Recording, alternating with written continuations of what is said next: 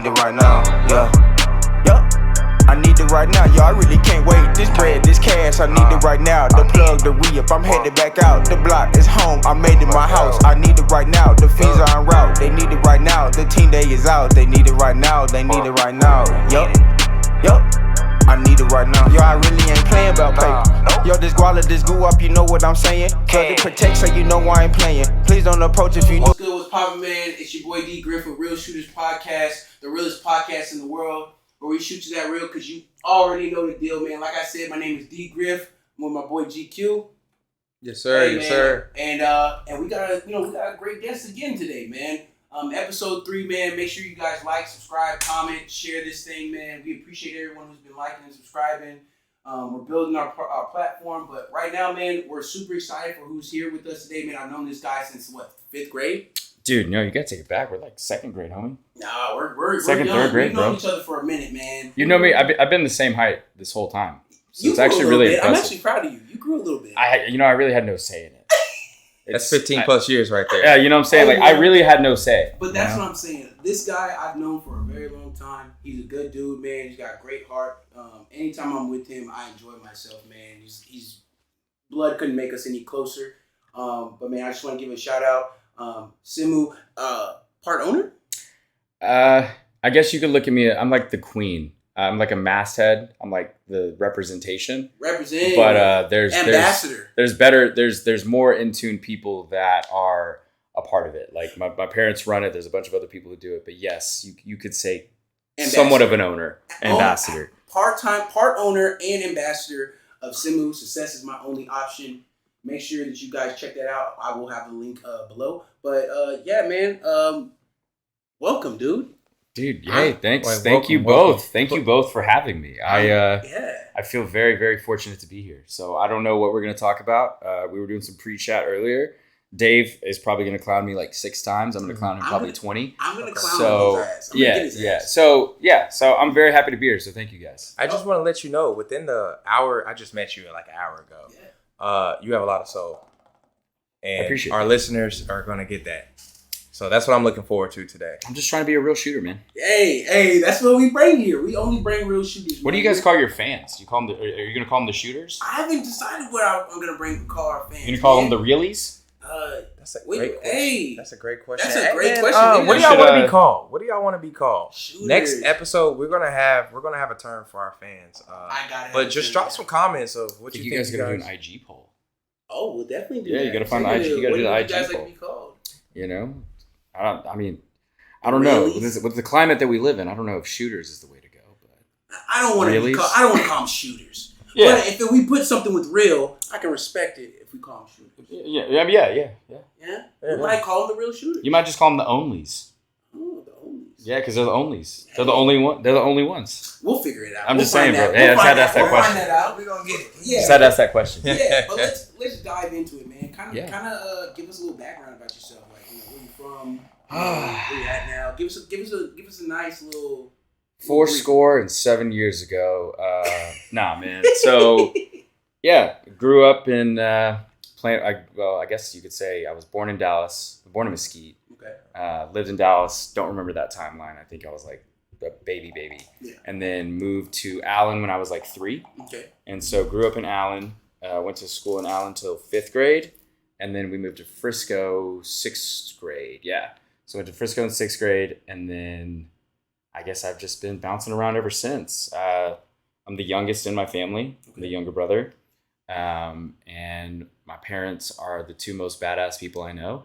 And I think a lot of people who have come across my parents, Des, I hope you get to meet them, or GQ. Sorry about that. All means the same thing. Hey man, I'm getting used to it. So, but yeah, so I guess my story is not very dissimilar from anybody else's. Very fortunate to come from the family I come from, and just very blessed to have experienced the things I've experienced. I don't want to go too in depth because I'm sure we'll have some questions and we'll have that conversation. But yeah, man, I think I try to just be as regular of a dude as possible. But my friends will probably say that I'm not that regular. I'm very irregular, kind of a wild card. Yeah. But I think everybody has a good time. So I think that's my goal. I try to be a good time. I try to have fun. But yeah, I guess that's a Spark Note version of me. Okay. That's good. You know what? That's a good opener for you. I think there's a lot of things that you bring to the table that I think you sell yourself short for. But Yeah. no pun intended. Than's, man. That's the first one. Appreciate it. I'm gonna bring that. I know. But It's messed up because it's the only thing that I can't literally control. Like that's what makes it worse. But go on your tangent. no. But what I'm saying is, I do think you sell yourself short sometimes, man. You are amazing. Thank you. I think the words that I would use to describe you are fighter. Yeah. I think you're strong-willed. Yeah. I think you're very understanding. Thanks. And that's something that you usually don't find in people.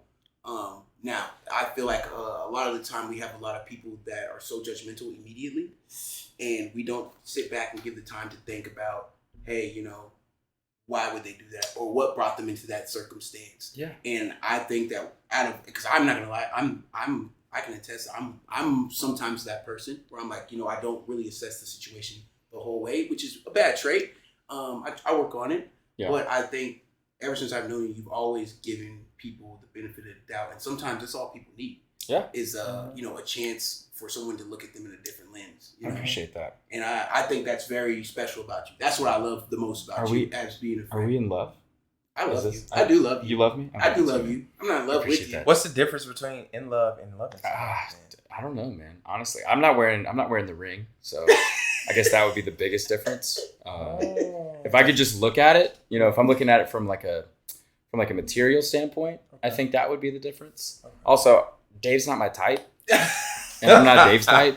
Like, I'm half white. I'm not all the way. You're not the whole thing. I'm not the whole thing. Either. Yeah, I'm not out here like that. I'm not out here doing woodwork like Joseph. Hey, be quiet, because you don't bring her on too. You gotta, what I'm saying? I'm just, hey, man. She's got a platform. People know her too. They do know her. Hey, bro. Like, I'm not over here trying to I'm not out. It's not like a spoiler alert. Like, bro, people have social media. They know.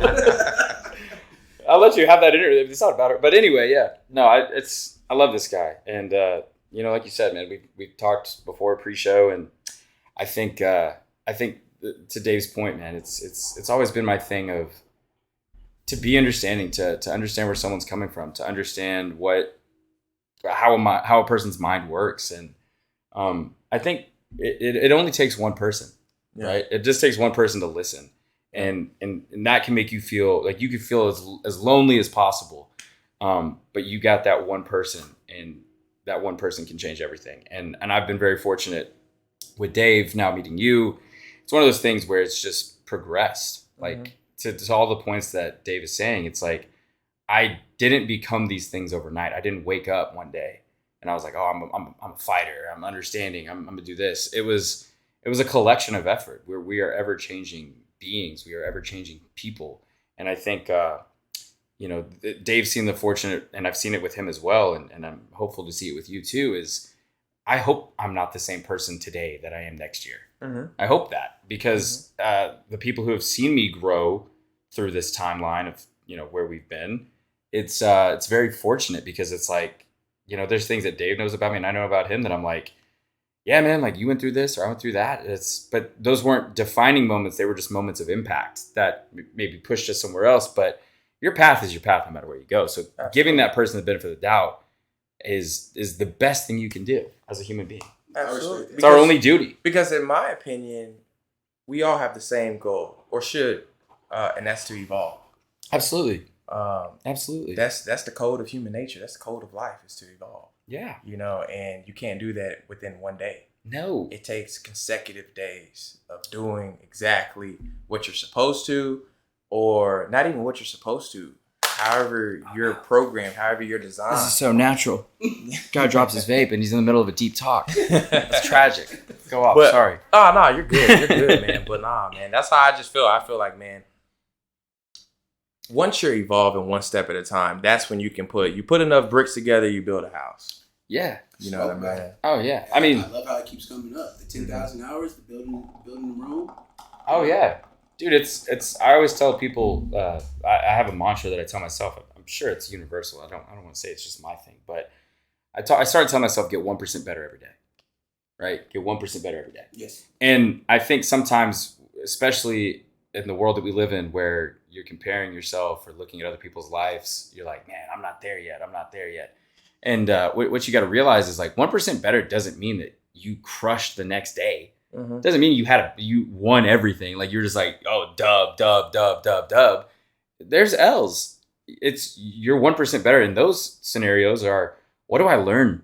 Mm-hmm. And how do I change it better? But then on that point, if I go through something that I think other people might go through, how do I make an impact on them where I'm like, oh, wait a sec, I can help you to some degree because I've somewhat experienced what you're going through. Absolutely. And I think that's the craziest thing. Like that's 1% better. It goes back to that point, 10,000 hour rule, evolution, like being a better person, doing all these things. I've always told people, and this goes back to your benefit of the doubt thing, man, like it's really, really hard to be a shitty person. Like you got to make an effort. Like you got to make an effort, bro. Like you got to make an effort. Like it's easy to be nice. It really is. Yes. Like it's easy to show up. It's easy to reach out. Like, and I get it. Sometimes you get caught up in your own stuff. I'm not saying I don't, but it's like you got to make a conscious effort to be like, oh man, I haven't talked to my best friend, and which you have friends you haven't talked to in years, and you pick up right where you left off. But it's like, dude, like if you know somebody's going through a tough time, and especially like a really great person that you love, like, dude, just hey, how you doing? What's up, man? What's going on? And Dave actually put it in perspective, man, when he called me to do this podcast. I remember he called me, and I was going through a tough time. I mean, I've been going through a tough time for 2 years, and I think we're going to touch on this anyway, so I'll just go into it. My older brother passed away. As I mentioned, I'm the youngest in my family, so my older brother, 5 years older than me, who actually started Simoo, which I even have it tattooed on me. I'm also wearing the hat. Check it out, simoo.us. Shameless plug. Anyway, but I tied a lot of my life value to like what I did for people. Like oh man, Jacob makes me laugh, or Jacob always takes me to really cool bars, or, Jacob's always going to say yes to go out. He's always going to say yes, Mm-hmm. And it's crazy because I didn't realize how much my brother gave me that freedom to do those things, because my brother was very much like my parents, firstborn child. My parents were very, very, very on him. Yeah. And not like in a sense of like overbearing or like pressure adding. I mean, yes, there was obviously pressure, but you're the firstborn. Yeah, like it's we don't know what we're doing, so everything we're doing is new. It's brand new, bro. Like this is a test run. Like we got to figure this out. Absolutely. So by the time I roll around 5 years later, my parents are like, "Oh, Jacob, you're the best. You're awesome. This is great. This is great. Everything I do, every mistake I make." Now, it doesn't mean my parents weren't stern or strict or anything, but I had so much more freedom because I got to see my brother's mistakes, or got to see what he was doing. And when he passed, it was crazy. It was my brother passed January 1st, 2021, and I became an only child. I became the oldest. I became like the person who my brother was my mentor, the person who I talked to the most, ask him anything, laugh about everything. We had the same sense of humor. I was better looking, but that's here nor there. That's the I mean, it's really not. It's really not. He can't argue with me, so it doesn't matter. But here's my thing, man. It's when you are given the benefit of the doubt, it's so easy to repay that or give it away to someone else, because like my whole life has been, I'm going to give you the benefit of the doubt because I think you're coming from a good place. Yeah. And I think that's kind of where we came up with the mentality of Simoo. It's like success is my only option. And we'll dive into that a little bit deeper, but just like on that family note is like, I'm so blessed to have the friends I have, like so blessed, dude. Like it's so crazy because, back to what I was talking about with Dave is like, Dave calls me. He's like, dude, we're starting up this podcast. It's me and my boy. We're going to do this. It's going to be great. And like my mind, I'm like, bro, Dave's doing a podcast. Like, I'm like, I have a podcast. And I'm like, but Dave's is probably going to be better because he's one of my best friends, and I want him to shine no matter what. Yeah. So I'm like, dude, yes. Like, he's like, dude, we want to do the pod with you. We'd love to have you on. I'm like, say less. Like, there's no world where I say no to that. Mm-hmm. But we kept talking. He's like, dude, how you been? And admittedly, I was a little intoxicated that night, and I kind of just, this was 3-4 weeks ago, and I just was like, bro, like I've been struggling, dude, like down.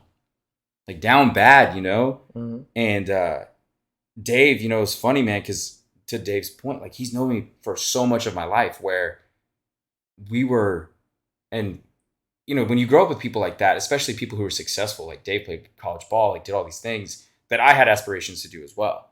And I just remember like when I wasn't, you know, I played football in high school and I was good, not great, but I played and I had a great time. And I just remember like there was a moment where I was like, man, this, and I think I knew when we were younger, but I was like, Dave is a better athlete than me, point blank period.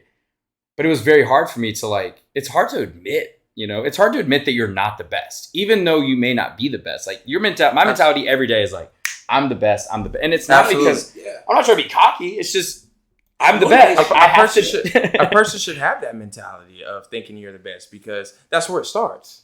You know, if you don't think you're the best, you'll never be the best. No, you will always sell yourself short of that goal line. Yeah. Like you won't get there. Mm-hmm. And it's one of those things where I'm talking to him and I'm like, dude, like I've just been down, bro. And Dave said that like, and Dave and I clown each other all the time, but he said something to me and he goes, Jacob, I'm one of your best friends, dude. You're my brother. If you can't tell me when shit's hitting the fan and you only tell me all the good, he's like, that's not a friendship. Yeah. No, you know, he's like, I'm trying to be here for you through all of it. Mm-hmm. It ain't just the good stuff. It's everything. That's in my mind. And I have really great friends, but sometimes until you really hear it from someone you highly respect and love, like all my friends tell me that. And I love all of my friends and I respect them too. But no one ever really said it because it was just like, oh, okay, Jacob's going through his thing. He's depressed. I'm just going to be supportive. But Dave was like, in that moment, like, bro, don't just talk to me about the good. Like, don't talk to me about when you're on top. Yeah. He's like, bro, talk to me when you're down here so we can both build back up. Yep. You know? Yep.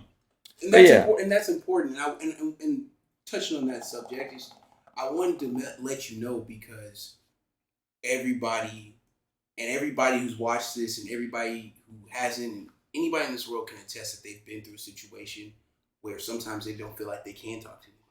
Yeah. They feel like they're alone. Yeah. And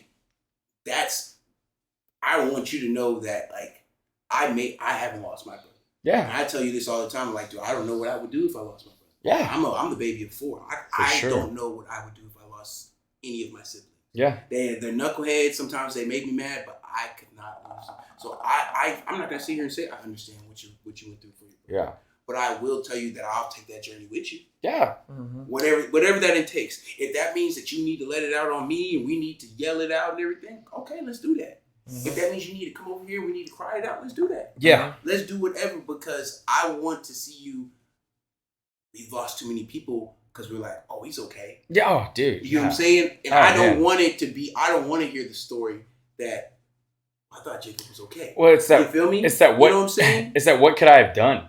Exactly. It's that, dude. You have that phantom regret where you're just like, yeah, and like, yeah, and dude. touching on your brother. I remember that day too because we were together.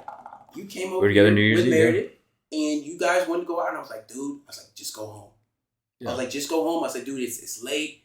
It's late. You know, y'all can stay here if y'all need to, but it's late, man. Just go home. Y'all, you and Meredith just kick it and everything like that. I remember that. Yeah. Because I remember that you were supposed to meet up with Jerry. Yeah. And I was like, oh, just go home. And getting that call in the middle, like in the early morning, I was so hurt. And I felt guilty. Oh, dude. I mean, I was like, yeah. Bro, if Jacob maybe could have went. And that shit still weighs on my heart, you know, mm-hmm. from time. And I gotta, you know, we do have to move on, but that shit hurts me too. You know? Yeah, for sure. And I think, you know, just to kind of touch on it, man, like I remember, you know, it's New Year's Eve. We go to a party afterwards. Yeah. My brother goes out and, you know, I love telling this story. And now, you know, I've shared it a little bit on my own podcast, but it's even doper to like talk to with other people about it. Mm-hmm. But like, I remember, before I left to come over to Dave's, I was like, dude, I was so tired. I was like, bro, I just want to take a nap. Like, I just want to go to sleep right now. And my brother would do this thing. We'd do it to each other where we'd just go, brother. Like, we wouldn't say brother. We'd say it that way, exactly that way. And he goes, dude, you got to come downstairs. I'm like, for what? Is that what's going on? We're good. Okay, cool. I don't know what's going on, bro. I trust you. Yeah. I'm out here looking at no signal, bro. I'm like, everybody can see you. I'm like, bro, we're getting to a deep moment right now.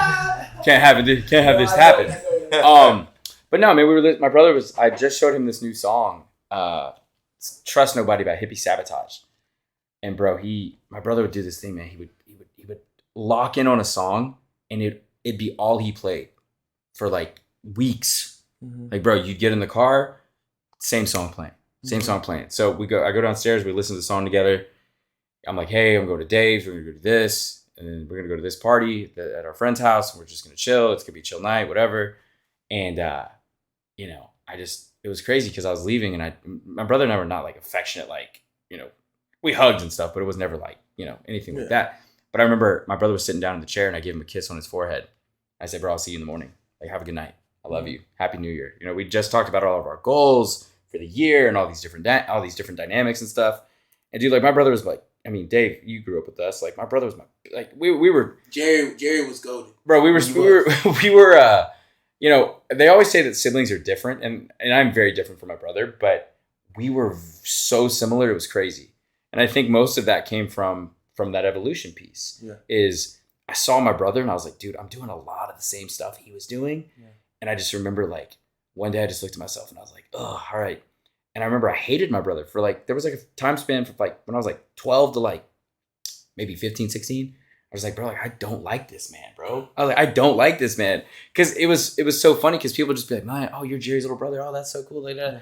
I was like, no, I'm Jacob though. Yeah. I'm like, I'm still Jacob. Like, I'm aware that you know who my brother is. And I'm not trying to be rude about that, but it's just when you're trying to make a name for yourself and you're compared, which it wasn't. And I took out this resentment on Jerry, but I was like, bro, like, you're not even the one comparing me to you. Yeah. It's like other people. It's other people who are like, oh, dude, that's such a Jerry thing, he would say. That's so funny. Mm-hmm. And I just remember when I got that call, I never really thought we sounded very similar. But like when I found out about his passing, I remember we found out, and I immediately just started calling everybody on my phone. I think I made 700 dials that day. Mm. And I just was telling everybody. And it's crazy because New Year's Day is like the day of like, this is a new start. Yeah. Like we're getting a new day, bro. Yes. Like this is a new year. We can conquer new stuff. It's going to be great. And you're full of unexplainable joy. Mm-hmm. And then I gotta call all these people, and I'm just like, and honestly, when I got the news, I cried for maybe 15 seconds. My girl was with me, and she started sobbing like uncontrollably. And I was just like, in that moment, just getting the news, and I'm like, all right, it was funny because in that moment, I'm talking about all these comparisons, and the one thing I turned to was like, what would Jerry do? Mm-hmm. And it was just like, all right, you got to tell all your people. You got to call mom. You got to call dad. You could have called this. You could call all these mass people. You got to start letting people know. And it's so crazy because everyone on the other end of the line is like, hey, it's Jacob. I got to tell you this. Because there's people that he in his circle that didn't know me. So I'd call them. And they're like, oh, man, Jerry, what's up? Like, sometimes when you call, caller ID just says, like, whoever your phone name is under. Yeah. Uh-huh. And so it said Jerry Hernandez. And they're like, Jerry, what's up? And I'm like, I'm about to drop a gavel on your day. Like, I'm about to make this shit suck. Yeah. And it was tough for that because then people immediately go, I'm so sorry. I don't know, And I'll be honest with you, man. If I never hear I'm so sorry again from, and I mean it from people that I don't think are genuine about it, because I think people just feel uncomfortable. Yeah, and that's just the go-to to say. It's kind of like how you have a text. Oh, well, someone's calling you. I can't. You hit that little auto response. Yeah, it's like an auto response. You know what I mean? But to even piggyback of what you're saying, just last week, I was coming back from the funeral of my grandma. Yeah. And Dave was like, bro, we don't have to do the podcast if you don't want to do the podcast. I'm literally driving back from Louisiana, and I'm just, I'm processing everything. Yeah. Because at this point, I still haven't shedded a tear. Yeah. You know what I'm saying? Yeah. So you still have to know that, hey, I'm still processing. But for me, what brought me comfort is knowing that, divine energy can't be lost. It's just transferred. Exactly. You know what I'm saying? So that's when I dug in and I was like, you know what, bro? This is what she wanted me to do. She always told me, hey, Desmond, what you're doing, like, I've never seen. You know what I'm saying? Out of all my grandkids, I'm the baby as well. Yeah. That's why we have this. I don't know, man. I don't believe in coincidences. Bro, it's a chip on that shoulder, man. It's like everybody. Like one thing about being the youngest, you naturally get a chip on your shoulder because the firstborn always gets everything brand new. Yeah. You know, and I'm looking at it like, well, I get the hand-me-downs. Yeah. I want my shit brand new. You know what I mean? With that being said, man, when I was driving back, I was excited. I was like, nah, let's get this popping. Like, you know what I'm saying? Because, you know, man, this stuff is like just temporary. Yeah. Like everything is temporary. Very. You know, because in my eyes, we're just having, you know, a temporary experience. Yep. Right now, physical experience, but we're spiritual beings. We're a vessel. We're a vessel. You know what I'm saying? So, no, I just wanted to throw that in there and like, hey, man, your testament right there just touched me right now. You know what I'm saying? Because that's true. Because we spoke when you got here. I said, dude, it's been a crazy year. I said, you know, I lost my grandfather. He didn't even know, but I said I lost my grandfather. That's why I went to El Paso and everything like that. And I'm not the type of person to put stuff on. Like, everyone does it differently. I'm very secluded when it comes to close family. Exactly. You know what I'm saying? When we mourn, I feel like we should, me personally, I mourn in my silence. I'm not gonna put anything on people. I'm not gonna put any pressure on them. It's different for everybody. Yeah. You know what I'm saying? I handle it my way. I'm very secluded when it comes to mourning. You know what I'm saying? And so, you know, it was a different experience for when I did. I hadn't gone to El Paso in over a decade. Yeah. So seeing people and seeing family that I hadn't seen in so long, there was animosity I felt that was built up through our family that I felt when he passed away. It somewhat released it to where we were like, we have to be better for each other. You know, death has this. It's this crazy thing, man. Where it's, and you mentioned it off pod. It's something that's gonna happen. It's inevitable. It's a fact of life. Like, it's the only thing you don't make out alive. Yep. Legitimately. Yeah. And that's a terrible dad joke that I heard years ago. But it's true. Like, you don't make it out alive. And in each of our scenarios, because I remember this, because to your point, Dave, people are always like, man, I can't imagine losing my sibling. I can't imagine losing this. And I go, I don't want you to imagine that. Yeah. I was like, that's actually the worst thing you can, like, don't even try. Because like, until it happened to me, there was no fathom. Like, I couldn't fathom it, you know? And it's so crazy because I get this a lot too, where people, so I lost all my grandparents when I was little. Yeah. So I lost my last grandpa 2018, I think. Okay. Which is crazy because my grandpa was Jerry Sr., my brother was Jerry III. So my dad's Jerry Jr. So there's this connection, right? And so, and they died, my grandpa died December 30th, 2018. My brother died January 1st, 2021. So almost, you know, that divine, I don't know what it was. But it's one of those things where people always try to ask you, and I you know, for me, I don't know what it's like to lose a grandparent really like that, because my man was a nomad. He was on train. He loved taking the train. He loved going to get his dollar coffee at McDonald's, but he didn't stay anywhere too long. He was always moving. It was beautiful because I was like, man, like what a life, you know? And, obviously, like there's generational stuff with that, like with him and my dad, and you know they figured their stuff out, and they were all good at the end. And I think you know, people always ask, like, how do you cope with it? How do you deal with it? Yeah. And it's like, bro, you're gonna process it differently. Like I could write a whole book about how to deal with grief, and I promise you, by the time you could get a highlighter out and go through it, I could write a 300-page book about it. And by the time you get to page 2, probably through the first sentence, you're like, well, I didn't deal with it that way. It's because that's how you deal with it. You know, there's people who are internal. There's people who are external. Me, I've always been very like outgoing, flamboyant, like extravagant. I've always tried to carry that. And I think it's when you have something to prove, that's just how you are. Yeah. And you always got that chip on your shoulder. Mm-hmm. Yeah. And I think it's also learned behavior. Like my mom is very, very emotional. Okay. Like, dude, my mom sees cardinals, which they say cardinals are visitors from heaven. Mm-hmm. My mom sees cardinals, she'll send pictures all the time. And I'm like, man, like that's so dope that you look at it that way. Because for me, most of the time, dude, I get my, like, I won't cry on this podcast. I usually don't cry in conversation talking about my brother. But best believe I'm going in the shower, turning on some music, and I'm sitting down in that shower and I'm letting it out. Yeah. Yeah. But by the time I get out of that shower, clean face. Yeah. What's going on? Mm-hmm. You know, and it's just how we all process things. We're human beings. Things you can't fathom are things you haven't experienced yet. Yep. And when you finally experience them, that's when you can speak on it. if you've never been through something, I don't want to hear about it. And I'm not saying we've all been through something, but I'm saying like, I don't want you to relate. And this is going to be like the worst comparison, but it makes sense for this conversation. If you lost your pet goldfish, I don't think that we can compare. That's not a comparison. You know, and that's not a comparison. But again, if your goldfish was your favorite thing in the world, then that's your own grief. Exactly. But I would not compare those two. And I'm not saying just because it's of the different levels to it. It's just because I can't diminish what you're saying about how that made you emotional. But what I will say is I can't compare to you because it's not comparable, because nothing is comparable. Exactly. You know, so when you ask me what my experience is, or I ask Des what your experience is, or Dave what your experience is, we're going to all have very different experiences. I'd be more concerned if we had the same experience. Exactly. Because we're all looking at it from a different perspective. Everything is looked at from a different lens. Yes. You know what I mean? So everything is coming from a different perspective. It's an old saying, man. You put two people in a house and you're looking out the window, they're going to see two different things. Yeah. Some people may see, oh, it's, sunny outside. Nah, man, you see that rain cloud over there? You know what I mean? Yeah, exactly. So, nah, that's crazy. Us three see things differently because you guys have more height than me.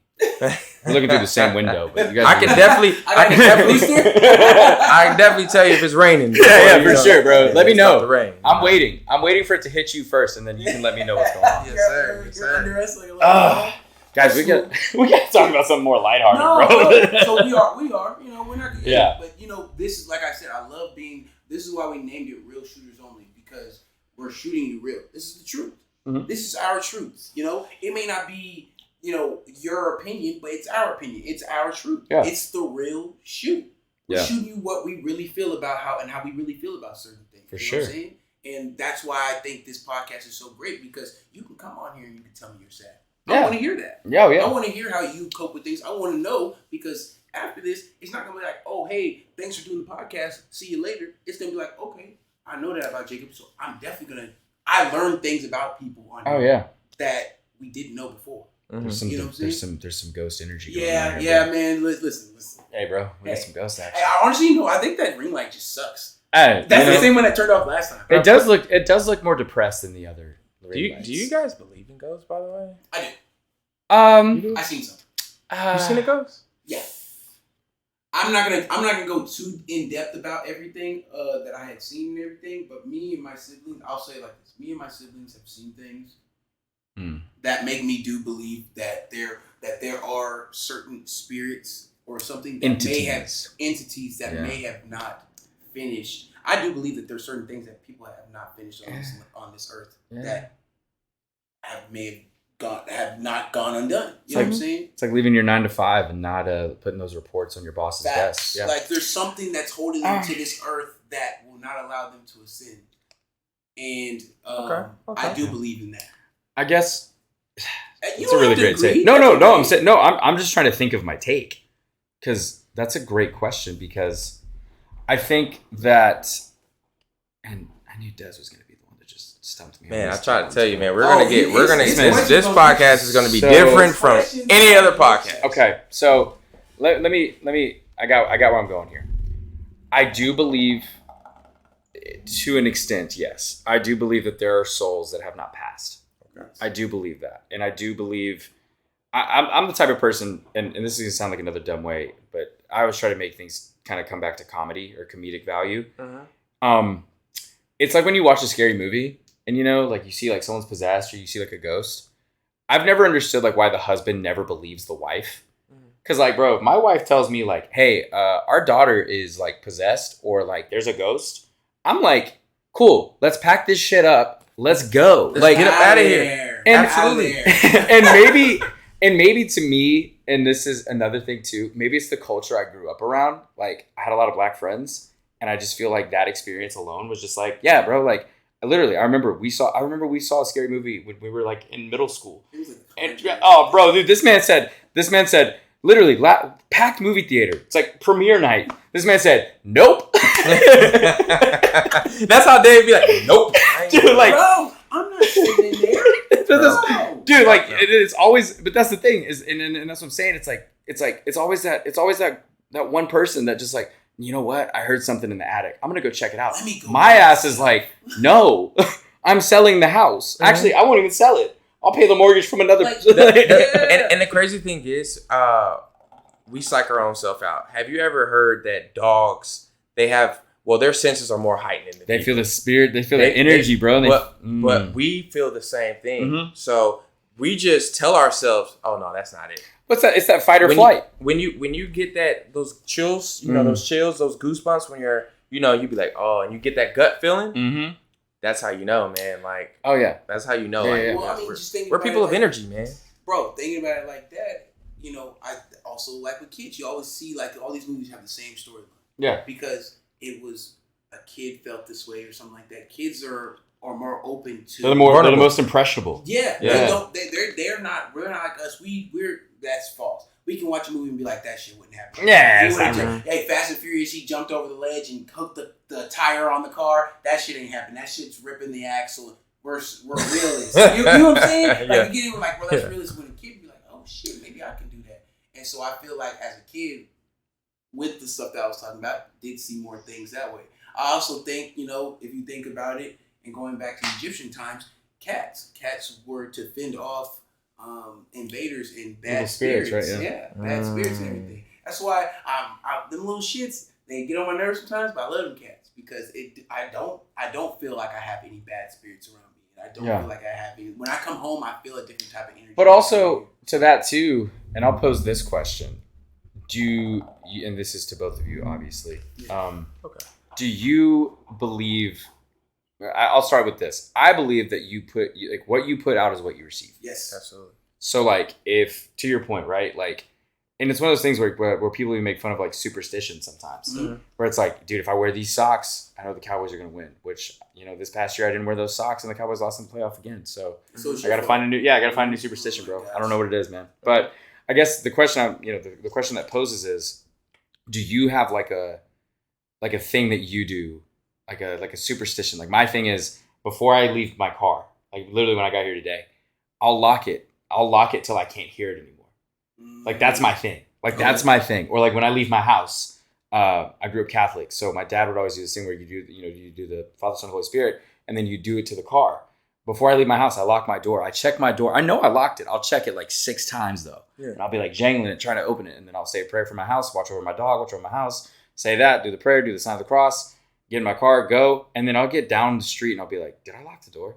So like for y'all, do y'all have like a superstitious thing or like a thing that you do that you're just like, dang, to someone else that'd be really weird, but to me it's just natural because I just do it? Or do you think you have one but you don't know you have one because you've never been passively called out? Yeah, like passively you do something but you just don't even know. See, it's and this is a little jokester. I'm a jokester, man. So it's funny that you said that. Just the other day I did that with my door, but I actually had somebody run in my house before. Oh. So see? I naturally off rip, I'm going to check once, twice if my door is locked. Yeah. You know what I mean? But no, I agree with what you're saying. As far as whatever you put out there is definitely what you're going to get back. You put, even the Western world and civilization, it all goes back, man. Life is simple to me because what they say, a positive and a positive, makes a positive. Yeah. There's no way you could put 2 positives together and it's going to, innate a negative. Yeah. You know what I mean? For sure. So with that being said, if you put that out there in the world, man, and I'm big on words too. I feel like other than our mind, the second most powerful thing in our body is our tongue. Is our tongue. It's what you say out there. We have 75 trillion cells in our body. Mm-hmm. Once you tell yourself you can't do something, you're telling 75 trillion cells you're not going to excel in that. Yeah. What's that? And people wonder why they fail in certain things. Oh, yeah. It's like that old saying my old football coach used to say, the man who says he can and the man who says he can't are both right. Yes. Yep. Very true. Yep. And it's also, that's how I also feel about sicknesses and everything like that. Des can attest to it. We had a woman at our work, shout out to Big Cheryl. She was stage 4 lung cancer. Mm-hmm. And she came to work every fucking day. Yeah. Yep. And I told her, I said, listen, and she was worried about it. She's like, I don't know what I'm gonna do, and this and that. And I used to go out there and I'm like, yo, you gonna fight this shit? You gonna lay down and die? You're gonna roll over? Or you're gonna fight it? Yeah. I want to know something real trippy about that. Uh-huh. So I never told Miss Cheryl this, but so my dad's sister, his favorite sister, passed the day I was born. Her name was Cheryl. and she died of lung cancer. And that's why I'm like, for some reason, innately, I'm just super nice to her. Yeah. I feel like that's that angel that's always watching over me. So like when I found out, I'm like, bro, she has lung cancer, this and that and that and third. Who's to say just me being around her could be, I'm not saying like I'm an angel or something, but our energy is connected in some form, fashion. You know what I mean? Because I've never met her before in my life. And this is crazy because, you know, we've all done stuff that, you know, it's like, dang, if you do a bad thing, you're supposed to like, you know, get in trouble for it. Yeah. You know, some I always get bypassed from that. You know what I'm saying? So I'm like, damn, what the fuck? You know what I'm saying? So that was one of those things that kind of shook me up when I found that out myself. I'm like, wow, my dad's favorite sister, who is actually funny because every stage when she found out she was diagnosed until her death, she wrote a page every day. And this is big ass book, you know, in my attic right now, of how she felt, what she thought, how she was going through it. You know what I mean? And I read that stuff, and that stuff would bring you straight to tears. So like every time I see her, man, you know, I just want to make that moment special. Every single fucking day. Dude.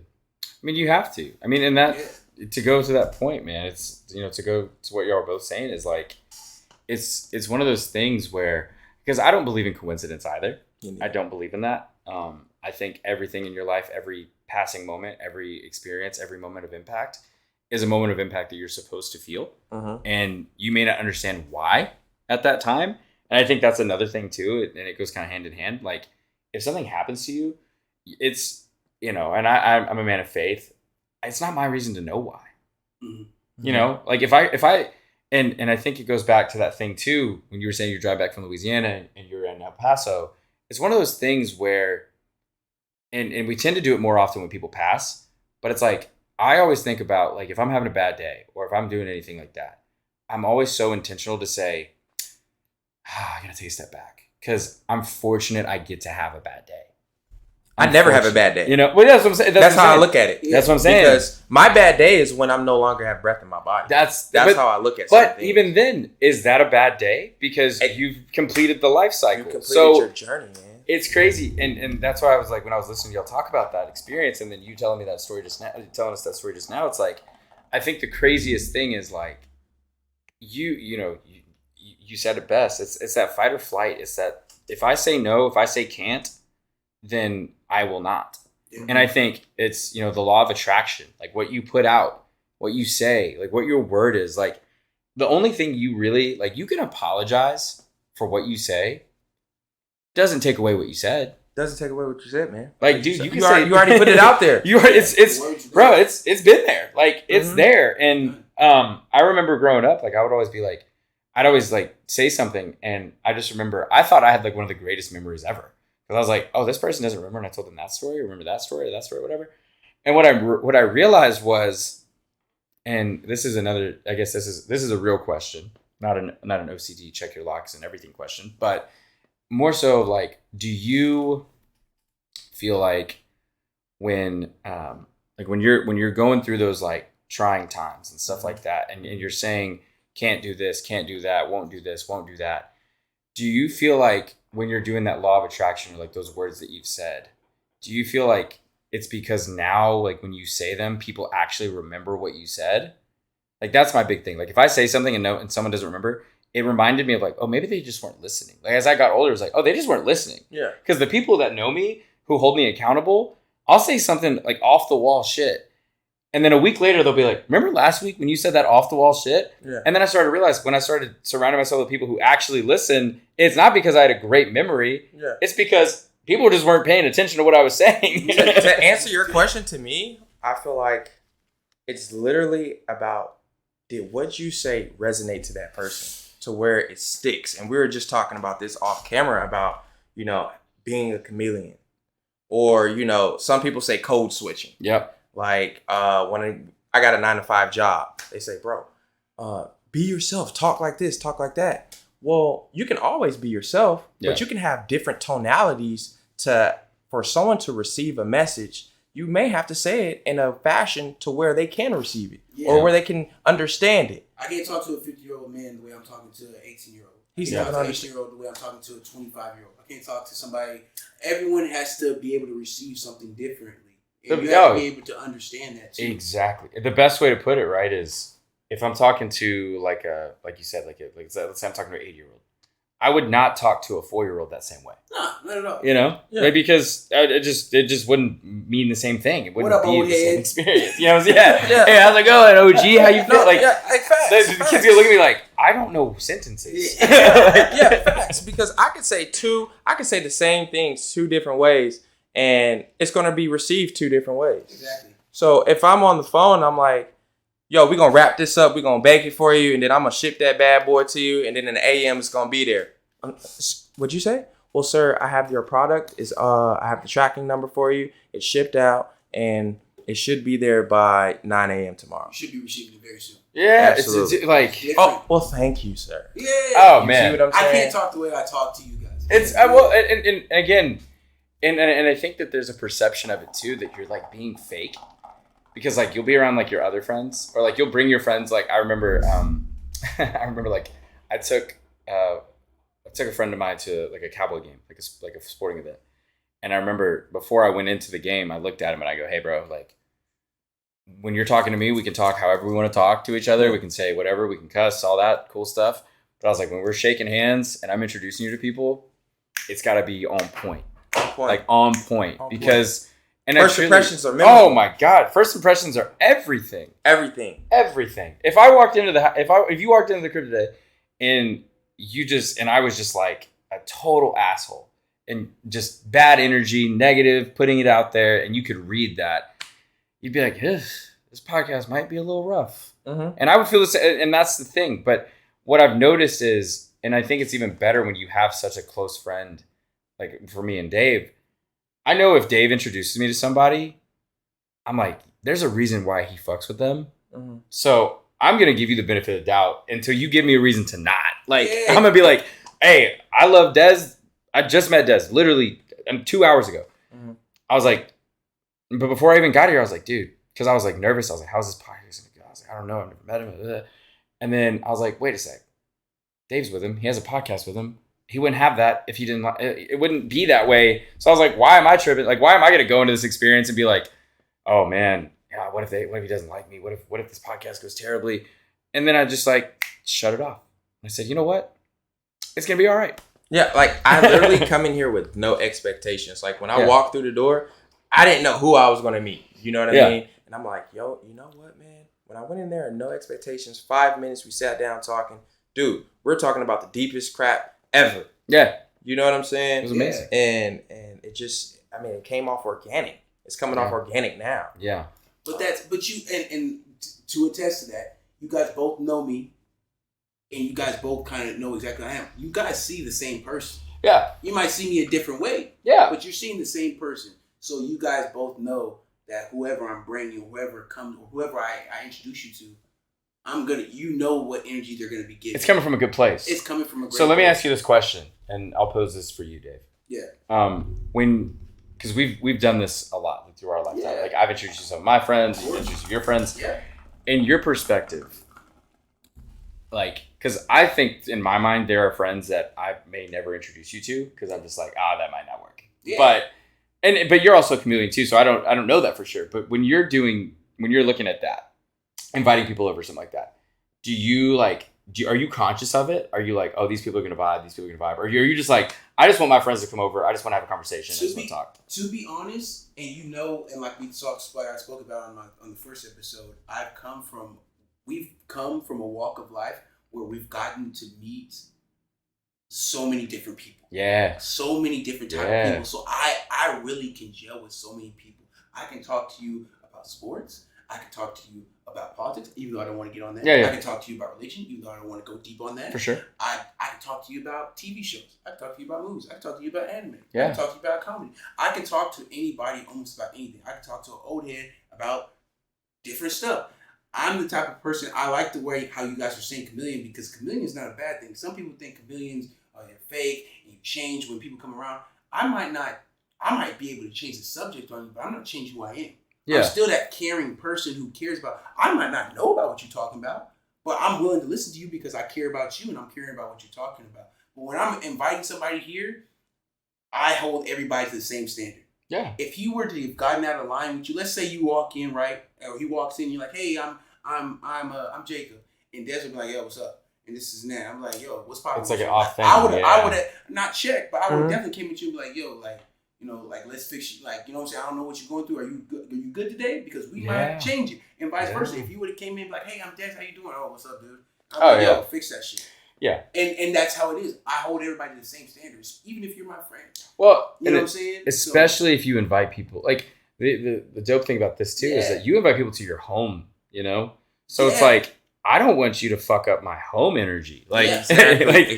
Because, dude, it's, everyone's gonna, you know, energy's a powerful word, dude. Man. It really, it sounds, and I gotta say, man, like, I will say this much because, and I'm very glad that we're having this conversation like this because I don't know if y'all get on Instagram or anything like that, but like, y'all know those like motivational speakers. Mm-hmm. Like, I can't subscribe to those. Like, I can't do it. Why not? 4X? Dude, yeah, bro. Like what kind of motivation? Like, what do you? I guess here's my thing: is there's a certain point that you get to as an influencer, as somebody who has that platform. Okay. Where I guess the best way I could put it, I love Drake. Okay. I'm a big Drake guy, right? Same. To me, like, Drake is my GOAT, and everyone can, you know, argue about that in the comments. I don't care. But like, I know that Drake and I are not in the same place of life. I know, you know, Drake talks about it on songs. He's like where he's come from and all this stuff. But like, when you get to a certain elevation of like fame or like relativity, dude, I don't want to hear about like Mark Wahlberg. Oh my God. I don't know if y'all follow him on Instagram, but he's the worst. Because he's like, guess what, bro? I already knocked out 2 workouts. It's 2 a.m. Guess what? I got a full day after this. I got to go to work. I got to do this. I got to do that. And I'm like, that's awesome. That works for you. Your net worth is also $250 million. Yeah. We don't have the same worries. Like, you know? We don't. Yeah. You know, so that's what I'm saying and that's why I'm saying it's hard for me to subscribe to that. Now, like a David Goggins, I can subscribe to that because he's just telling you really, like, in a very, very long way, he's pretty much just saying believe in yourself and get shit done. Yeah. Mm-hmm. You know? Like, that's the motivational speaker I like. I don't like when people, and this is generally motivational speaker or not, do not ever talk at me. Yeah. Talk to me. Yeah. You know? Like the greatest thing, and this goes back to our, we should just make the logo of this, like this podcast today, just like a chameleon, because it's the thing of like, you got to read the room. Yeah. Like, and especially since we're younger, right? We're the youngest siblings. Yeah. Think about it like this. Like, I think about it with my parents. My dad and I can talk to each other in a certain way that my brother and my dad could never talk to each other in a certain way. Absolutely. And my brother and my dad could talk to each other in a certain way that we would never get. And that's the thing, is that's what I think is great, is when I finally got to a point in my life, like as an adult, where I think standing up for yourself is perhaps, I mean, and it's so cliche to say, but it's the greatest thing you can do for yourself. Absolutely. Because when you tell somebody, and I think that's what I love about what's going on like culturally these days, is people are not letting old shit slide because they were just quiet about it. Like, it made them uncomfortable. Yeah. They just weren't saying it. Yeah. Now you're at a place now where it's like, dude, sticking up for yourself. Like, dude, people always talk about this younger generation. And they're like, dude, they don't understand anything. They just want to complain about everything. I'm like, dude, if they didn't try to fix everything that other people fucked up, why would I wouldn't respect that. Mm-hmm. If you're just cool with this, like, it's like when you're with people like in your friend group, like, if you're doing the same shit we were doing 5 years ago, I don't know. Like, I can't rock with you. I can't. And it's not that I don't love you. It's not that I don't care for you. Forward. It's just, and one day I hope it happens. Yeah. And I will be here to support you. Mm-hmm. But if your mantra, and I've been there before too, if your mantra is I'm gonna go out, like, I'm gonna go to work every day, and then I'm gonna go drink every day. I'm gonna go to work every day, and I'm gonna go drink every day. It's like, if you do that 7 days out of the week, it's not even like celebratory at that point. And I'm not even talking like, obviously there's a lot of stuff that goes into it, alcoholism. I understand that. I'm not talking about that. I'm talking about base level stuff. Yeah. Like, I'm talking like, hey Dave, hey Des, it's Tuesday. Want to go get a drink? And then you guys come get a drink. And then Wednesday, hey, y'all want to come get a drink? And then the worst part is, imagine if I even take it a step further, and every time we go out, hey bro, I forgot my wallet. Or, dude, my check hits. And then it's like, every time I see you, I make this salary, you make that salary. Where is this going? And I'm not trying to check nobody's finance. Like, that's not what I'm talking about. I'm just saying, like, that's where you read the room. And if you're really friends with them, you'll have that conversation of, how do we get you there? Yeah. Like, you don't learn the way I do. How do we get you there?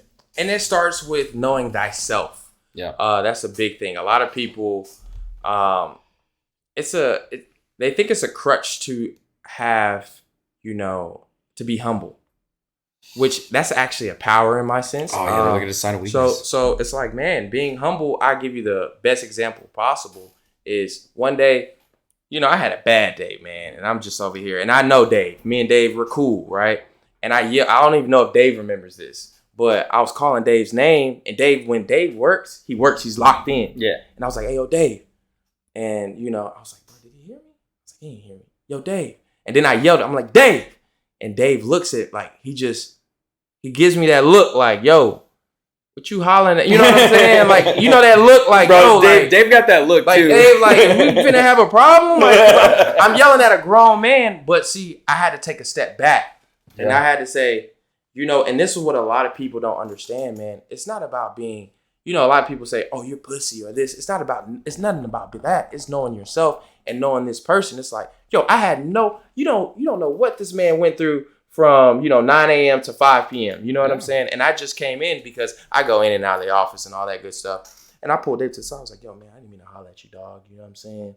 My fault. I just needed to, your attention. I had to ask him a question. Yeah. And he was like, nah, bro, it's all good. But he appreciated me, pull him to the side. I was like, yo, I didn't mean to, like, try to belittle you or nothing like that. Yeah. And that's about knowing thyself. It's about knowing a person's energy. It's about knowing, hey, man, it's not all about you. Yeah, man. Just because I have a bad day doesn't mean I have to ruin your day. I would say, and Dave, again, this goes back to that conversation Dave and I had. It's one of those things where if you don't admit to yourself, know thyself. If you don't admit to yourself that, like, something's going on with you, and you haven't even had that conversation with yourself, then someone's gonna bring it out of you. Someone's gonna be like, oh, this energy, what is wrong? It's reading the room. Do you even remember that day? I semi-remember it. The thing about it is because I know know thyself. I know myself too. I have bad tunnel vision. I have two things, and I try and do better at. I have bad tunnel vision. And that just comes to me playing football for so long, being linebacker, and understanding that I have to be locked in. I get tunnel vision, especially if I'm doing something important or something I feel like I need to get done. Yeah. I'll lock in. People will be calling me like, yo, Dave, that phone call's for you. And I'm like, oh, shit, my bad. You know what I'm saying? So I have bad tunnel vision, and I get locked on things. So I can get locked. You could be talking to me, Jacob, but your chain might catch my eye. Oh, yeah. So it may look like I'm not paying attention. So you're hyper-focused. You hyper-focus. Yes. Yeah. I might be listening exactly what you're saying, but you might see my eyes wander to your chain. Yeah. And so I feel like sometimes people think, oh, this motherfucker. Oh, dude, I think I really am, but I'm fixated on something. Like I'm fixated on, like, when I'm looking over here, I have to make sure I stop fixating on your cord. Yeah. And, like, I'm looking in your eyes. But I'm listening to everything you just said. But that day, I do remember that day. But once again, like, knowing who Dez is, he's never been a disrespectful person. Yeah. He's someone I always can confide into. So when he told me that, I was like, bro, I didn't take it like that. But I did look up, like, Negro, you are yelling. Yeah. Don't you ever yell at me. Like, you are yelling, I'm a grown man. You know what I mean? There's one person who yells at me. It's my mom. Yeah. But that goes to say, I'm a firm believer in there's always, every action, there's a reaction. Yep. And there's always going to be smoke before a fire. Yep. So if you know these plain, just simple terms, it'll make life that much easier navigating through it. Yeah. Mm-hmm. Like, man, you can, racism, like, that's a big topic in America, right? Yes. Yep. It's a big topic around the world. Mm-hmm. Mm-hmm. People can feel that energy. I don't know if people don't know it or not, but you can feel that energy, and you can either, fall into that trap, or you can maneuver it. Like, when you see a pothole in front of the road, are you going to drive over it and bust your tire and then cost you, X amount of dollars? Or are you going to just move around it and maneuver and go about your day? For sure. That's how I kind of look at life, man. I think to that point, it's one of those things where, especially with racism in any form, I mean, I think my experiences are obviously different than your experiences and all that, but to some degree, there's a little bit of similarity, because especially when those things come up. But to your point, I will say this. If I know that pothole is the pothole that may cause the road to be paved over the next time, I might run through it. Yeah. Because it's one of those things where, to your point, especially with something like that, like with racism, that's something I do believe you have to face. Like, and you gotta, now I'm not saying address it with every single person, but if there's someone in your circle where you're like, oof, big dog, probably shouldn't say that. Yeah. And that's what I'm saying. That's the pothole I'm talking about. Like, if I see something, or even with me, if it's something that I say or do or have said in the past or anything about that, I want that to be dealt with right now. Like, hey, run over that pothole, because this might be the thing that changes it. And it doesn't mean that I'm changing. And I think there's this big thing right now where everyone's like, oh man, like everyone always asks, how do I become an ally? How do I do this? How do I do that? And it's one of those things where listening is the best thing. Silence is sometimes the best answer. Yeah. When you don't know where to go, when you don't know what to do, sometimes doing nothing is the best. I don't think that applies to this scenario, but listening. Because there's so many people, I think, when it comes to those topics, they're like, you get like because like me being half Mexican, half white, man, I always get like, they're like, dude, like, what's it like growing up like Mexican? Like, what's that like? I'm like, dude, I don't even speak Spanish. Like, and it's funny because it's us, but like to a mass majority of people who do speak Spanish, who look like me, they're like, yo, you're not like me. I laugh because I know that you get caught in the middle so much with that, because it's like, do you feel sometimes that you don't belong to either? Do you feel like the Hispanic heritage doesn't accept you because you don't speak Spanish? And because you gotta think, dude, I have Hispanic heritage too. Yeah. My dad's side is Panamanian. So there is a disconnect for me as well, where it's like, okay, we don't speak Spanish, so that heritage, even though you're a part of it, you're not really a part of it. And it's kind of how we spoke about being African American and being African. Trying to say the same thing. Being African and being African American is two different things, because you feel like you're apart from being African because you're not there. Well, you're connected. You're connected to it, and now you're not of it. Yes. So to some people, like to answer your question, absolutely. I feel like I'm on the border. Yeah. And that's not a joke about the border, by the way. Oh my gosh.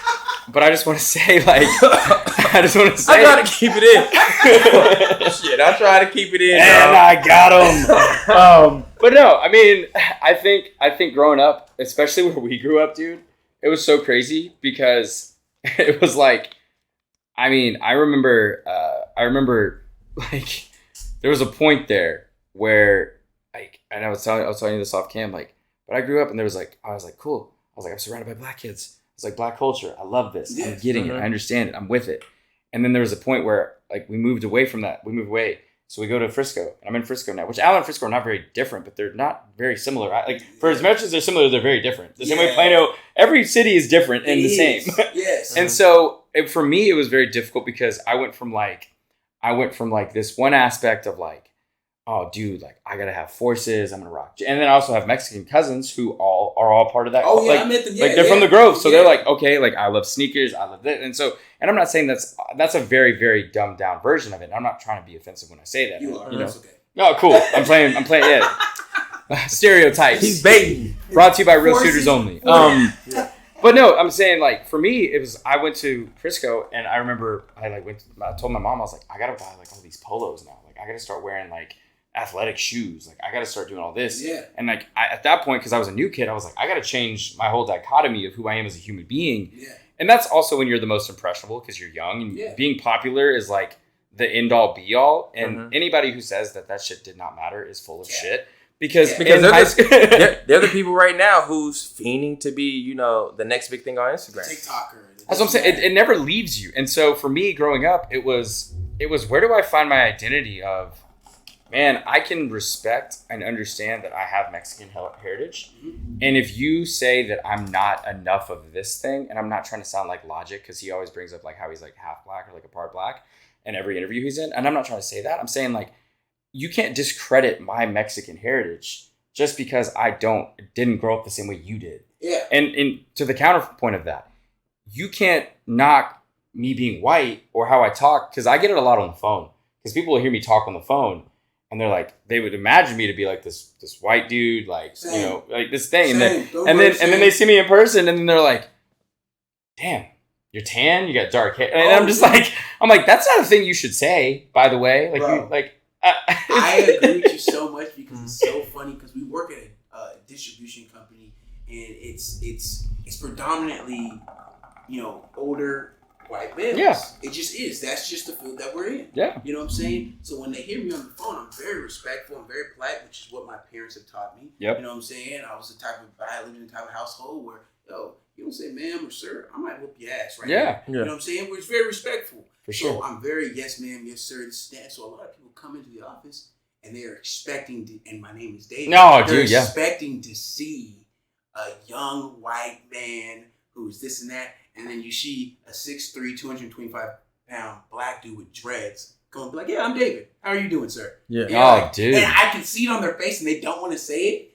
and I don't push on it, but I'm like, yeah, I know what you thought. It's absolutely. It's an unspoken thing where you're just like, and I think that goes to the point, and that's not just about race or anything. That's, you cannot discredit anybody's background or anybody's struggle or battle because it's all different. Yeah, it's all different. We talked about this off cam too. It's like, and I think race and politics and religion are the biggest things that people discuss because, for the most part, it does get the most clicks. It does get a lot because what do you want now? Like nowadays, you know, nowadays you want to get exposure. So what gets you exposure? Controversial takes. Yes. You say something controversial, you share that clip out, that clip goes viral, and then guess what? But now it's creating this weird thing in the zeitgeist with like people because they're like, dude, I listened to this clip the other day and I heard this thing, but it might be a 2-hour, 3-hour long conversation, and that's 1 minute of it, and people will either base their whole opinion on that 1 minute clip, or they will actually go listen to the podcast or go watch the movie or go read the book. Exactly. And then they'll be like, wait a sec. That wasn't even what they were trying to say. Yeah. They weren't even talking about that. Like, I'm sure you could take anything that any of us have said in the last 5 minutes and clip it. And someone could clip it and be like, did you hear what they said on this podcast?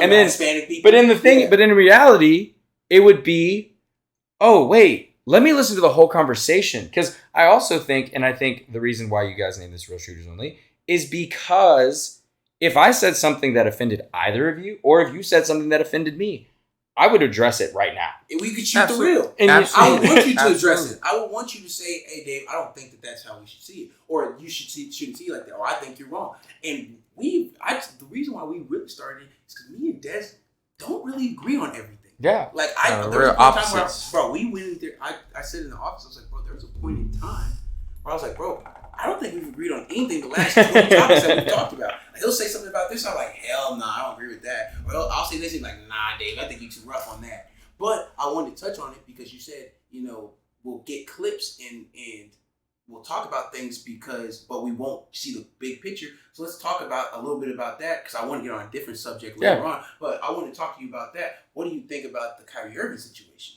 with that? Thinking about that. Yeah. Because a lot of people took that small clip that people said, and I'm not saying that he's right or wrong. I'm not agreeing with it. But, and like I said, I hate touching on religion because everyone sees it different. You can say something and not mean a certain way, and it can take you far left. But in that clip, do you feel like he was trying to understand his heritage, or do you think he was trying to make a bigger thing, kind of like Kanye? Kanye, it's more vague. We don't have to really talk on Kanye because Kanye is more known. Yeah, that's one of those things I wouldn't even want to. Yeah, that was one of the ones where it's like, bro, you really just went far left versus him where it's like you put out something and I think it was misinterpreted. Well, and that goes back to the point, right? Of like, I think, okay, so look at it like this. You buy a puzzle, right? You put the first piece down. Okay. You don't see the whole picture. You just see a piece of the puzzle. Yeah. So you start putting more pieces together and you start building. And then you start to see somewhat of a picture. You see the resemblance, right? And you're looking at the box like, yo, okay, maybe not. And I think that's what listening does. I can have an opinion on what he said or didn't say. I can have an opinion on it. Yeah. But it goes back to what Des said earlier. It's your word. Mm-hmm. That's your truth. Yeah. Now, yes, are there some truths that should be addressed and be like, okay, first and foremost, let's talk about where you got that truth from. Yeah. Exactly. Like, let's figure out where you got it. You gotta get to the root. Yeah, we gotta find the root first, right? So to me, I don't think it's one of those things where I think that's what, you know, and I'm chronically on social media, dude. I'm worst about it. Not so much with Twitter anymore because like the API's messed up and like the scrolling is just terrible and like I hate it. Yeah. But like I was on Twitter for, I mean, I made and deleted probably 15 accounts over like a 10-year span. Yeah. Because I just loved it because it was great. Like the thing about the internet, and I promise I'm going to get back to that point. But like the thing about the internet is it's given people, in some scenarios, it's given people who were voiceless voices. Mm-hmm. But it's also given people voices that maybe shouldn't have platforms. Yeah, absolutely. So I think with Kyrie Irving's situation, it's and even to some degree the Kanye West stuff too. There needs to be a conversation where someone who is way more educated than myself should dig into these things and say, okay, let's pinpoint these different errors. Okay. Because if I listen to you, that's how I become to know you. Yeah. If I don't listen to you and I just say, well, fuck him. Like, I've never met Kyrie Irving. I don't know anything about him. Exactly. I only know what the media or what interviews gives me. Yeah. I have no idea what he's like at home. I have no idea what he's like with his family. I have no idea what he's like with his parents, with his kids, with anything. But I will say this, your truth is your truth until you're presented with a new idea. So, like I said, it's one of those things. It's something that we talked about like with kids. Mm-hmm. Fast and the Furious, right? To me and you and us three, that's not real. Yeah. But to a child, all you know, like I miss having that creative mind where I could think everything in the world is so real and everything in the world is so good. Yeah, exactly. I miss that. I miss like that wrestling. Almost like dude, I miss that. What is it like? It's like that. Naiveness. Yeah, like I miss that. I miss being naive because when I started to realize like how the world really was, it robbed me of joy. So I think about it like that. It's like when you're teaching a kid, you have to understand how they learn, and they're very impressionable. So if I tell you this thing and I tell you it forever, and it's all you know, and then you go to school and you learn something completely different, you're gonna say, well, that's not true. Because I've been told this my whole life. Exactly. Now when you're presented with facts and evidence that supports what this thing is being taught to you, then you start to say, okay, but that's all dependent on the person.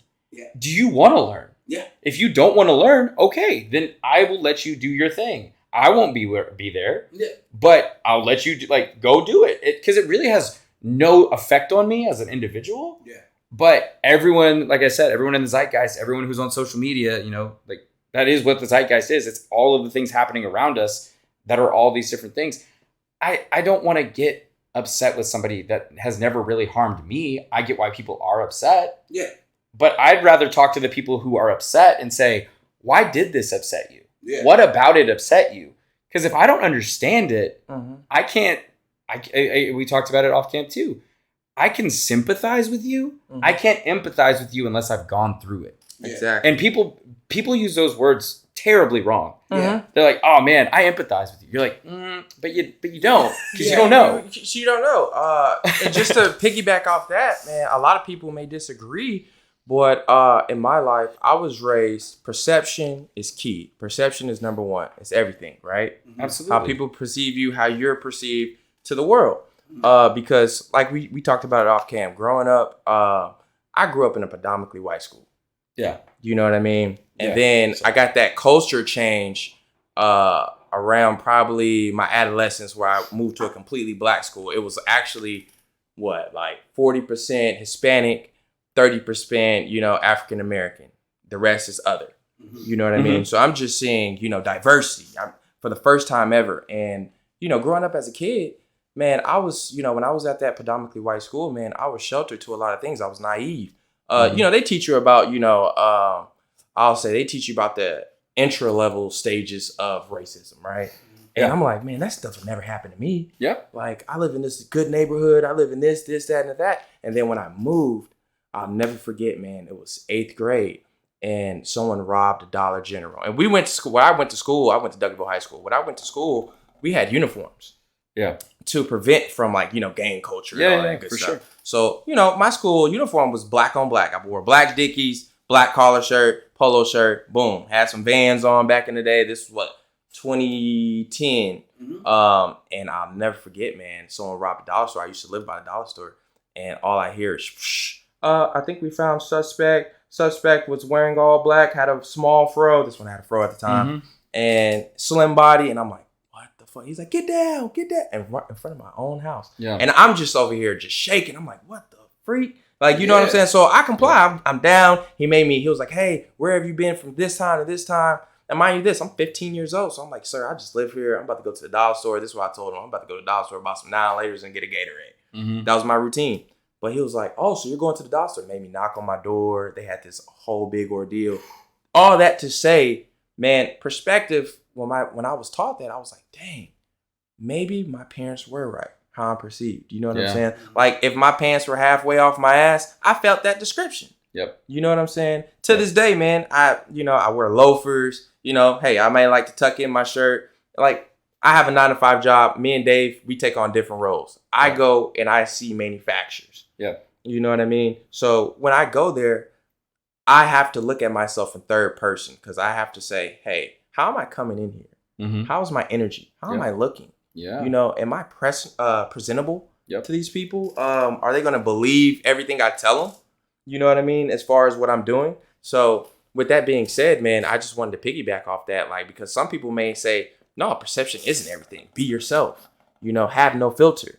But in society, you have to have somewhat of a filter. Yeah. There's strength. To a level. To a certain degree. Yeah. Strength comes from knowing yourself, but also knowing your surroundings. Because if I felt like I was in an uncomfortable place, I would not know how I would respond, right? Like, I'm very big on like the fight or flight aspect. Like, if I go to this is like high school mainly or like college. But I remember if I was walking, which I didn't finish school, so let's just put that out there. But I remember if I went to a party, I was the type of person I was like, all right, if I got to run and jump over this fence, where's the fence? Where's the back door? Where is this? And people would always be like, dude, you're so anxious. You're so anxious. I always think about it. And I'm just like, dude, I to me, in my mind, I have to perceive everything around me because I have to feel a sense of comfort. I'm the same way. And that's what makes me feel comfortable is being aware. Like, I get so anxious with people because it's one of those things where in the world we live in today, you could be shopping at the mall, at the grocery store. Nowadays, you could be at a school. Yeah. You could be anywhere. You could be like, I've literally completely shut off road rage because if someone cuts me off and I honk at them and they're having a shitty day, they might pull over. They might pull over, and that's it. You never know what that person has been through. And that's where that perception comes into play because it's like, you know what? They cut me off. All right. I'm going to internalize that. I'm going to yell in my car. I'm going to be like, man, this sucks. Why? And then I'm going to say, you know what? Cool down. Because you don't know. And so it makes me anxious. Oh, dude. Yeah, but I think there's a big part of me. And that's you. And that's what I'm saying. You said it earlier. I'm not being pussy.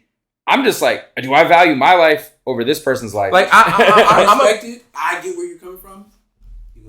I'm gonna be real with you one day, and I felt like the biggest asshole ever. I had road rage, right? I was driving, and this man, I'll never forget. It was like a red fucking, what was it? A Cadillac, right? And it had the white walls on it. You know what I'm saying? So I'm automatically thinking, oh, you a brother up in here, and I'm like, bro, you driving all slow, and dude just cut me off and everything. So we both stopped at a red light. I literally get out the car, and it's just this old grandma. Oh man! I'm like, I wanted all the smoke because I'm like, bro, like I just bought this car, and I'm like, bro, you almost hit me. I get out the car and boom, he hit me. I'm like, what if that was my grandma? Someone got out the car on her. You see what I'm saying? I don't know how she was probably petrified. You see what I'm saying?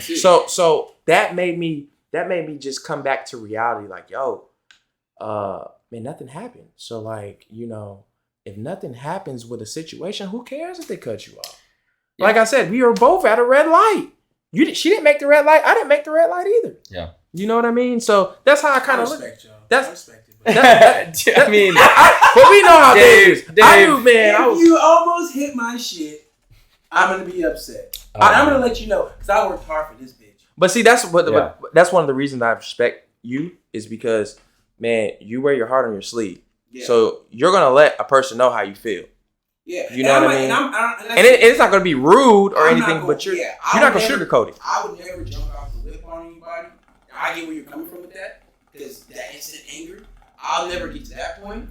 But if I see you at the red light and I look over, you're like, fuck you. Yeah. Like, you know what I'm saying? And I know that's terrible. I'm not trying. Please don't do that. Don't anybody do that. You know what I'm saying? He's not advocating for it. I'm not advocating for it, but I'm gonna let you know, like, bro, like, if you almost rip my stuff up, dude, like, I'm gonna have a problem with that because you're not.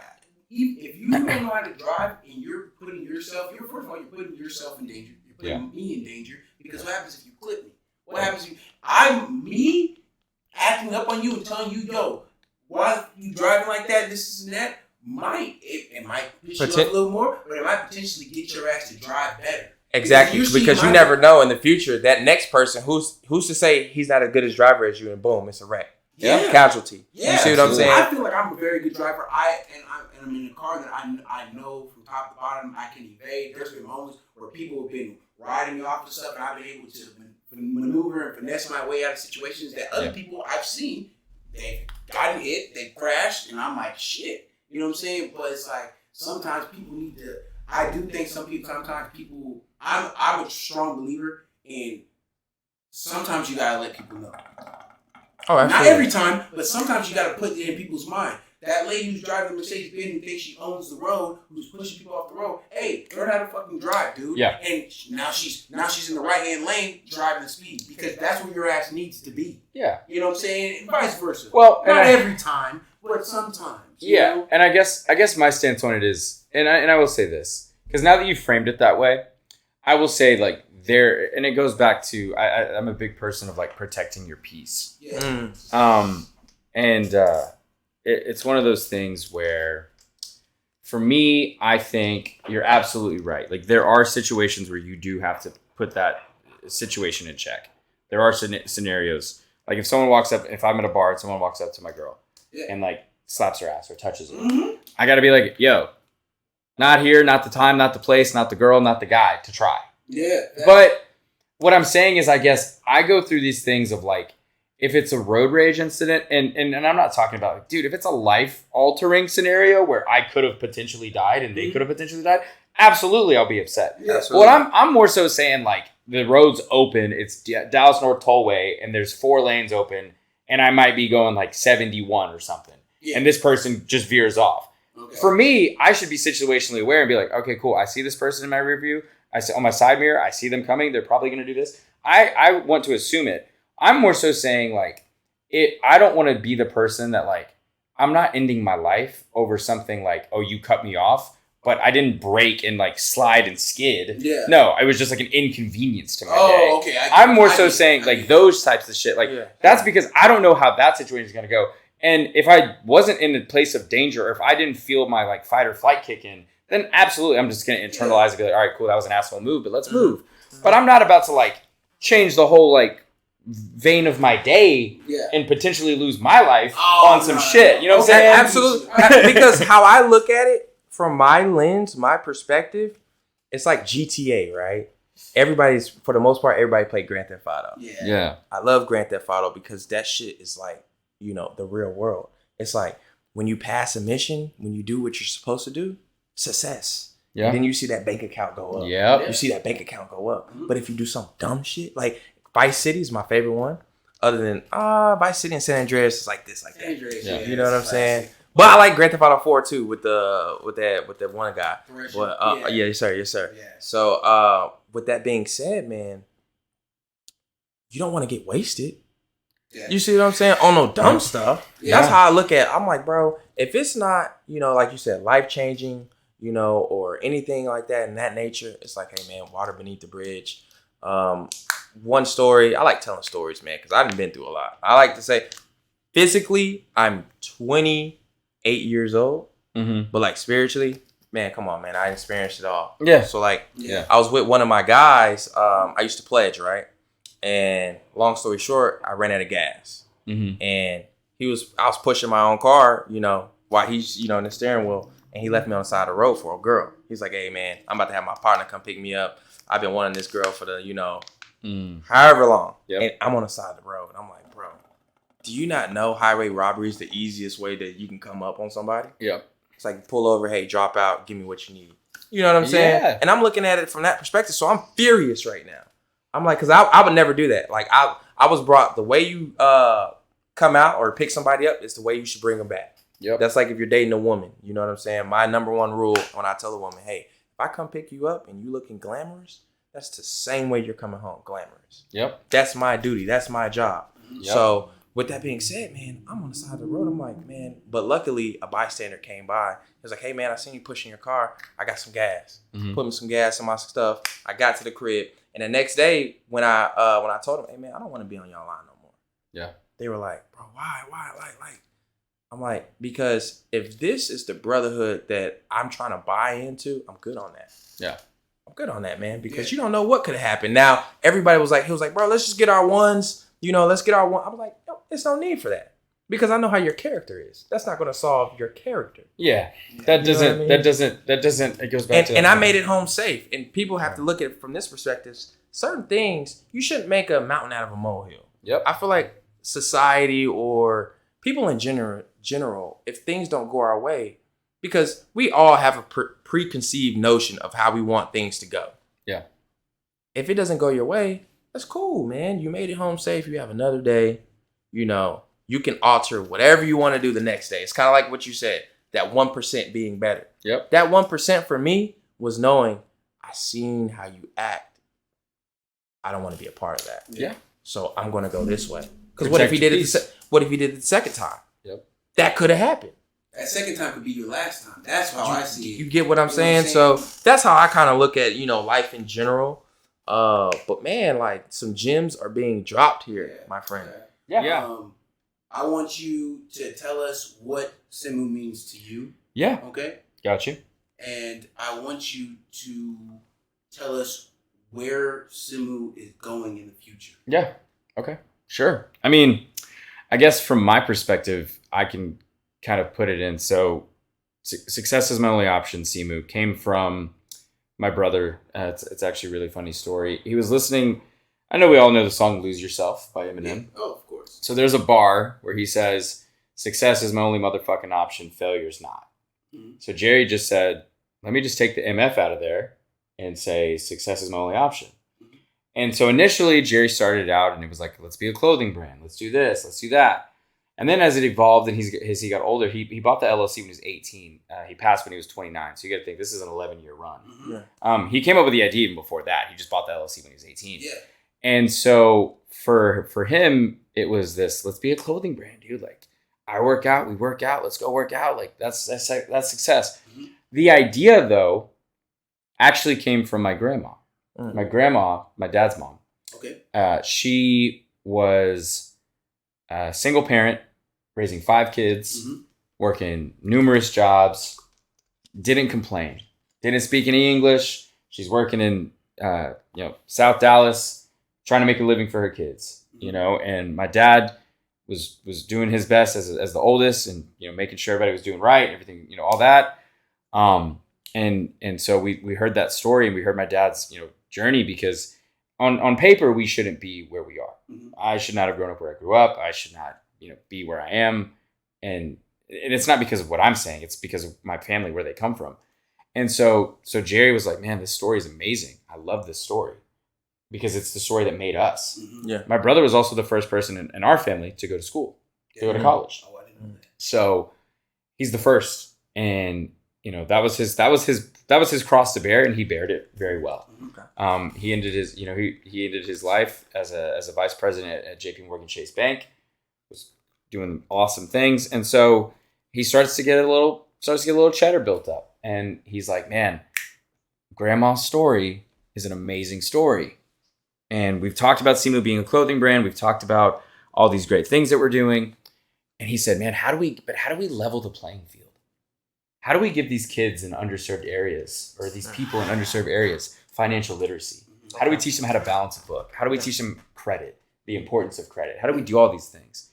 And he always told me, and he actually wrote this on a card for me, the Christmas he passed. So he wrote it for me. I opened it, and then a week later he was gone. But on that card, he said, I want you to know that you're the reason why I started Simoo.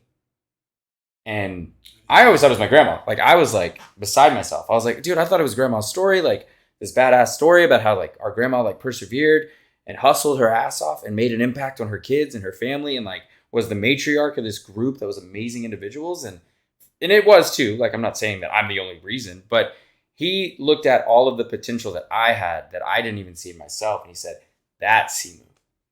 Like, I can teach him things, and he can learn from me. And then once to have a platform, you got to have a little bit of money. And so we start doing the clothing brand. And really before he passed COVID, we kind of started really, really getting into it. And we were making all these designs and websites and hats and shirts. And they were like, well, what's next? What else can we do besides financial literacy? And we said, well, let's pick people from underserved, underprivileged areas. Make sure they have this grade point average. Make sure they have extracurricular activities. Make sure they're involved in the community. Get 2 recommendations or a few recommendations from teachers or people in their life that highly respect them, and award scholarships.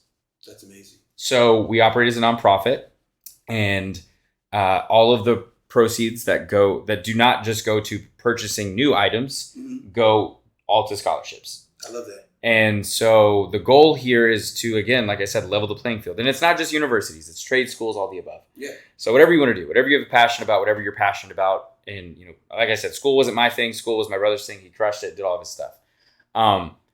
But the real mantra of it is it's that Nike just do it slogan. Simoo, success is my only option. It's crisp, it's clean, it hits. It's something you can tell yourself every day. And again, it's you cannot know success without failure. Yes. You don't know what you're doing that is successful unless you failed. And I think my brother understood that, and he understood that. One of the favorite things that I've heard, and this is not something that we came up with, but it's not a handout, it's a hand up. I like that. It's not a handout, it's a hand up. So Simoo's goal is to not give handouts, but give hand ups. There are certain criteria, there are prerequisites that you have to meet. But our goal is to build it and grow it and make it a household name. I want people to it's great now because people look at the hat and they're like, man, Simoo, what is that? I love that hat. What does that mean? And to me, the brand goal is when you ask someone what that means, what Simoo means on their hat. One, I want you to say, it stands for success is my only option. What does that mean?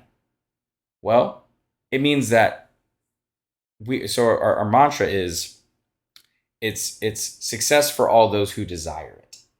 I love that. It's all, if you desire success, if you want to be the best, and this is Jerry. This is how Jerry described it. I'm not making a joke, and it's going to sound like a joke, but that's just how he was too. If you want to be the best, like mopper at your job, then be the best mopper. That's your success. If you want to be the biggest guy on your football team, that's your success. Everyone's success is different. It's subjective, man. It's so subjective, and it's all encompassing. And so that's why when people ask me, what does success mean to you? Or where do I see myself in 5 years? Or all these long drawn out questions. I see myself being happy. I see myself making an impact. Our 3 pillars to success. My brother was Jerry III, so we have 3 pillars to success: hustle, perseverance, and impact. You got to hustle through your job. Yeah. You got to hustle through your work. You got to persevere when you get hit with adversity. You got to persevere. I'm persevering right now with losing him. Yeah. But the third, and I think the most important, and it really doesn't exist without these other 2, impact. How do I make an impact on somebody's day? Okay. Do I hold the door open? Do I feel the need to give? Do I volunteer? Do I do stuff around the community? I think community outreach is the best thing you can do. I think that's why we've built it this way, is we want to get those people who may not have these opportunities. I don't want you just to believe that you're, oh man, I'm only good at basketball, so I can only play basketball. I'm only good at football, so I can only play football. I'm only good at baseball, because you hold so much of your worth to that. And I don't want people to have that. I want people to know, and we want people to know, there are so many avenues to your success. Yes. And it's okay if plan A doesn't work out. It just means you got to grind your ass off to get to plan B. Facts. Yeah. And it's not always saying, like, it's putting into the universe, I want to get to plan A. But plan A might change. Yeah. Your priorities change. Your thought process changes. With, you can't have wisdom without experience. Yes. You can't have knowledge without experience or without listening. So what our goal is holistically, yes, it is to sell clothes. Yes, it is to build this brand. Yes, it is to teach financial literacy. The biggest thing that I would say personally, and again, this answer is different for everybody, so don't just quote me on this. This is just my experience with it. It is the overall desire to be successful at whatever you do. And the most important thing is, how do I hustle, persevere, and make an impact every day? I love it. That's Simoo. I love it. Thank you guys for having me, man. That's amazing, man. No, thank you for coming on here, man. Des, do you have anything to close us out? Man, nah, I want to leave on that note right there, man. Okay, that's amazing, man. I want to say thank you so much for coming here, man. Like always, dude, I love you. I appreciate your time that you've given us today, man. Make sure you guys like, subscribe, share, and comment on this video, man. We thank you guys so much for tuning in every week. We're going to be dropping more content, obviously. And I will be dropping the link below for the website for Simoo so you guys can go and support. Like he said, man, this stuff is not just for him, but it's for people who are needing that hand up. And we all know somebody who could use a hand up. Yeah. So without further ado, man, thank you guys again. We're out. Bye! Trained by the gang, quick shooters, they active in action, this gang shit. Push up on you when they letting the case spit. Watch your location, cause might get your main dick. Shh. Tell her don't say shit, she keep it from you. She say I'm her favorite. Hold the fuck up, I don't want relations. Dread like the Haitians and hard like Mufasa. I clutch like